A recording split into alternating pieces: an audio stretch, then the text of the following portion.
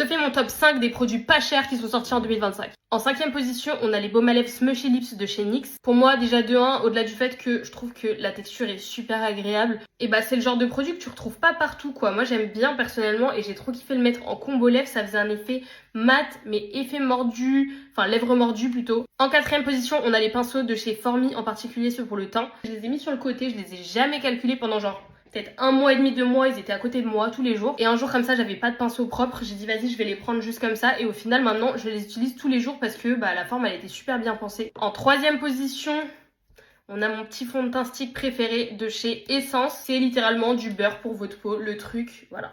Ça s'estompe en 2 secondes. Ça devient presque comme la texture d'un fond de teint liquide. Pour le prix que c'est une dinguerie. Et le fait que Essence ait réussi à faire je sais plus combien de teintes il y a, mais en tout cas je sais qu'il y en a beaucoup, dingue. En 2ème position, il est littéralement sorti juste avant la fin de l'année, c'est-à-dire que c'est vraiment tout nouveau.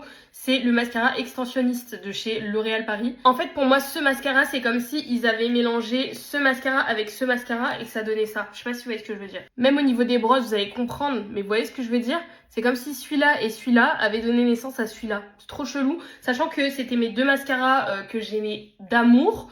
Et bah là en fait celui-ci j'ai tellement kiffé dessus, je ne porte que ça depuis que je l'ai ouvert. Et en top 1, je vous avais fait le crash test il y a pas si longtemps, c'est la Wonder Snatch, la poudre de chez NYX. Seul petit bémol, c'est que j'aurais adoré une teinte rose mais pour les peaux foncées. À part ça, comment vous dire que cette poudre c'est littéralement pour moi une très bonne alternative si vous n'avez pas assez d'argent pour acheter la Huda Beauty. En termes de quantité, c'est à peu près équivalent à la petite de chez Huda Beauty en format voyage mais en beaucoup moins cher.